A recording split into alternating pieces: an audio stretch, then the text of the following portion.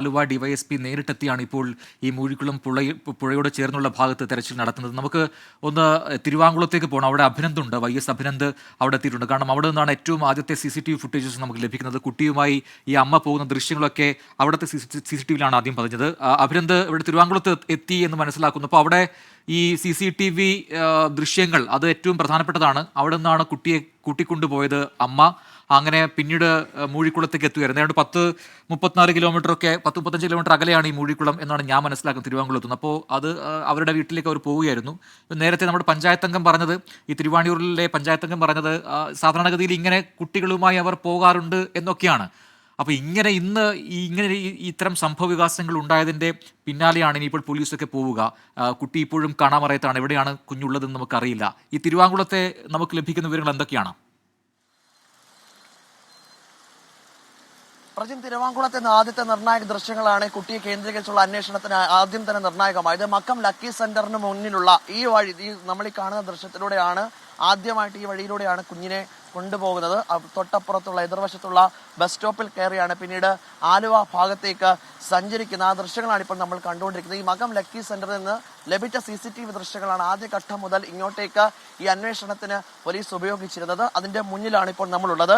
ഈ പ്രദേശത്ത് അവർ കുടുംബമായി താമസിക്കുന്നവരാണ്. അവർ ഒരു തരത്തിലുള്ള മറ്റ് ഒരു പ്രശ്നത്തിനും ഇടപെടുന്നവരല്ല.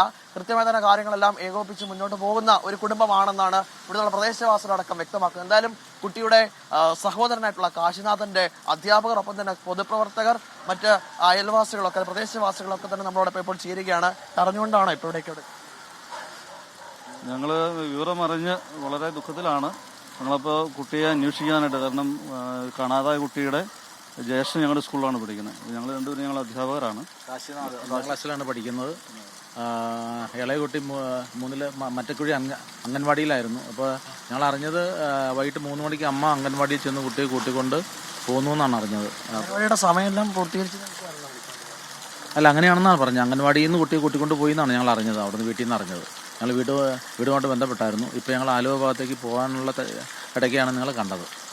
കുടുംബത്തിന്റെ പശ്ചാത്തലമൊക്കെ എങ്ങനെയാണ്? എന്തെങ്കിലും തരത്തിലുള്ള പ്രശ്നമുള്ളതായിട്ടൊക്കെ നിങ്ങൾക്ക് അറിയാം? ഇല്ല, അങ്ങനെ പ്രശ്നങ്ങളൊന്നും നമുക്ക് ക്ലാസ്സിൽ പറഞ്ഞ്, കാരണം മൂത്ത കുട്ടി നമ്മുടെ അടുത്താണ് പഠിക്കുന്നത്, 5ാം ക്ലാസ്സിലാണ് പഠിക്കുന്നത്, കാശിനാഥ്.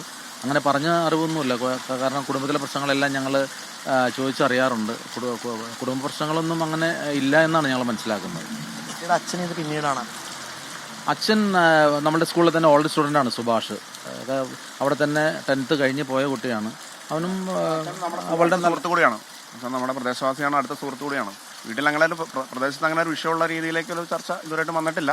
പിന്നെ എന്താണെന്നതിനെ കുറിച്ചാണ് അന്വേഷണം നടന്നുകൊണ്ടിരിക്കുന്നത്. അമ്മയുടെ വീട്ടിലേക്കൊക്കെ സ്ഥിരമായിട്ട് ഇങ്ങനെ പോകുന്നതിന്റെ ഭാഗമായിട്ടാണെന്നാണോ ആദ്യം അയൽവാസികളൊക്കെ കരുതിയത്?